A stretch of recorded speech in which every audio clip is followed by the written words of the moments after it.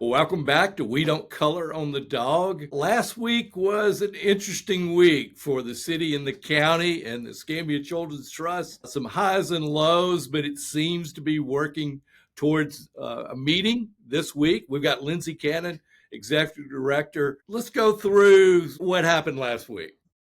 Well, we had, I guess it starts a little bit before last week. So we had been working on this for almost a year, just trying to decide and looking at data. What were some initiatives that we could partner with the city on, that we could look at using some of these CRA dollars or look at a sole source type of special community initiative that would be meaningful. And so we've talked about a variety of different things, and now I think we're to the point that the mayor's had his childcare summit. We've had some unique opportunities to really look at our community and look at others and how they've done it. And so the next part of this process is unfortunately the painful part of the process, which is a legal request for those dollars. And the statutes, are kind of, my statute says one thing, the CRA statute says another.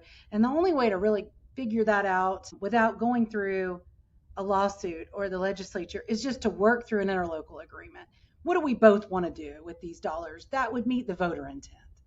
And so that's where we are. So we got the official letter from the city, and now we're in the process of reading through that and meeting with our board tomorrow to talk that through. Well, and it's not similar to the county's discussion in that it involves CRA dollars. It's trying to work through the right kind of MOU, memorandum of understanding. I think the county is looking more at older youth for their funds. The mayor, as you said, Lindsey, is focused on childcare, which we know, gosh, with Children's Home Society, and we've written about it a lot. It's a national issue. Childcare with families where both parents are working, it has become harder and harder to find childcare that's affordable and still be able to work. So it's a real difficult issue. What you're looking at is trying to figure out the downfall. I'll back up a little bit, and I promise I'll let you talk. Everybody gets. Oh, you're fine. Keep going. Keep going. I think, the issue is, I think for the city and the county is they can keep it. Let's say they could go ahead and believe they have the right to keep those funds, but then it's limited in how they can use it and only in those CRA areas. While for the city, that might work because they have a lot of projects in their three areas, but the county has, half a dozen, and some of them are very, very small with not a lot of growth happening in them. It becomes, how can you, like you said, Lindsey, how can you come with an overarching plan that allows them to accomplish what they want to accomplish for more people than just necessarily inside their CRA districts? Well, and I think it's just a part of this ongoing conversation in the community that we've had for so long, Rick. And it's not just in the nonprofit sector, but in the business sector as well. We want to retain top talent. We want to bring people to Pensacola to invest and open their businesses here and enrich our community from that business side of it. But you've got to have supports for working families as well. And I think that's something that we've all talked about in a variety of different groups. The Florida Chamber is really looking at this too. Childcare is a serious issue in their eyes, and they're working in a variety of different ways to how do we bring in employers to help solve this problem. And it's not just an employer problem, it's a whole community problem, and so I think that it's impactful for us to start looking at that, because not only does it help working families, we're also looking at the educational issue that we have here. Our kids are not ready for kindergarten. Now, we've made some steps and strides towards that in the last year, which has been impactful, but how can we do more of that, And a lot of it is the professionalization of childcare workers. They're not babysitters. And I think that they feel that way sometimes. I'm just treated like I'm a babysitter, not someone that's your partner and helping to raise your children. And so one of the things that I think was really great about the Child Care Summit that the mayor threw was a conversation about investing in those people that are investing in our children. And what you will see 10 years down the line, as Miami has seen, is all of a sudden an increase and graduation rates. And that's really where our conversation started here. Deborah Ray and I were like, how is their graduation rate in Miami higher than ours? What's going on there? And they said, it's our 0 to 5. So we started asking questions too. And the mayor at the same point was kind of having those same questions. And so I think we've got it's a long range plan. It's not something that will happen overnight, and we do have to invest year over year in supporting our younger children. But we also have to support the people that are teaching them. Right, and that's been one of the things we've looked at. Early Learning Coalition, that has been a long running issue with them. They've had the funds to open up more classes and take care of more kids, but don't have the workers to do it. And so they have this huge waiting list with money in the bank, which just isn't criminal, but sounds it to me. It's frustrating, you know. It is. And, that was interesting. One of the things that, Bruce Watson will tell you from the ELC is that they have like 400 extra slots. So when you look at, what people are licensed for, they can take more children. It is literally having dedicated staff to be there every day and to do the work. And so retention is just one of those things. I know we talked a lot about that during COVID and like how we Mhm. retain our staff and all that. And this is one area I think that is just not recovered. It is just not recovered. And so we have the opportunity here, and I feel like an obligation to look at something unique that we can do that will, maybe we start with just the city.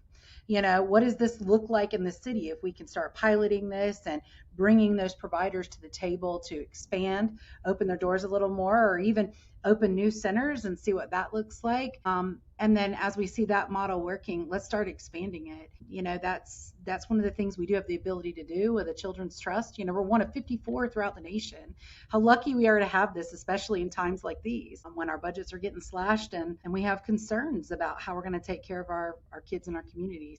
So I'm excited and scared and all the things at the same time, but we have an opportunity I think we've got to capitalize. Well, the mayor's conversation, because I've been pretty direct at the press conference. He started his press conference last week saying this is just a legal step that we needed to take to have a conversation about that we had something, a dollar amount on what the MOU could be about. And then he seemed to be asking for y'all to go ahead and make a request for an exemption so that would be the next step, the next impetus to doing it. Is that what you have on the agenda for discussion tomorrow? Yes, we are going to be discussing that. I don't expect our board to do anything any different than what we've done with the county. Let's do a request for an exemption.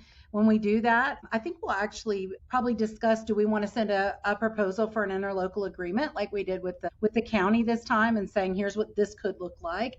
Sometimes the visual picture of it and having it in writing is helpful for all of us.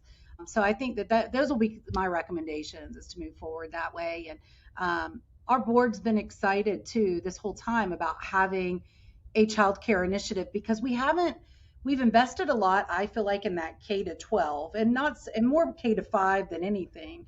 We really do need some significant investment in our 0 to 5. And most trusts throughout the nation, that's their heaviest pot of how they divide things up. And we're a little different here, but I think we also are starting, and we went in right laser pointed where some of the data was telling us these are some of our needs. And now, as we've got some of those things settled, we can start to look at other data and say, these are our other needs, and let's start laser focusing some effort there too. So I do think, so to answer your question, rather than going off on a tangent, Rick, I do think the board is going to move forward with saying, Meredith, please go ahead, our attorney, go ahead and draft a request for an exemption and a potential interlocal agreement that we can send over, and let's get that process moving forward. Well, and I think it's good if we can get both these agreements done on the same timetable, then that creates some uniformity, which I think that is something that actually Commissioner May said back in when this first started going, let's get everybody at the table. But it took a while for the mayor to get there for what he really, it's evolved over the last 9 months, what he said he wanted to do with it, which is healthy. I mean, and I think it fits, like you said, the child care initiative and really the summer youth and the working with the teenagers are two areas that that need more attention, and maybe we can have a bigger impact. I think that's what excites me. How about you?